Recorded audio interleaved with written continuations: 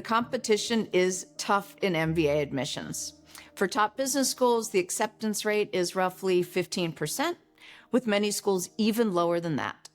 This means you've got to bring your A game, not just with your test scores and GPA, but with your story.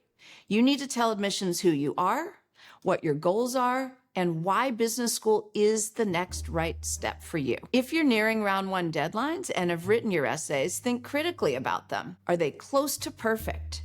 If you're hesitating or unsure, it's probably best to hold off and make sure they're the best they can be before you submit.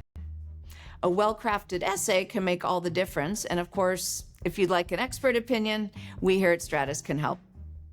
One of the most important things you need to ask yourself is whether you truly understand the schools you're applying to. The last thing you want to do is submit an essay that's generic, or even worse, a copy-paste of the same response you've used for other schools. Why an MBA is one thing, but why this MBA program is another. Take your time. Research each program carefully. Talk to current students, connect with alumni, and make sure you know what sets each program apart. If you're applying to a school and your essay feels like it could fit anywhere, that's a sign you might not be ready for round one. If you need more time to do in-depth research and tailor your application, round two might be your best bet.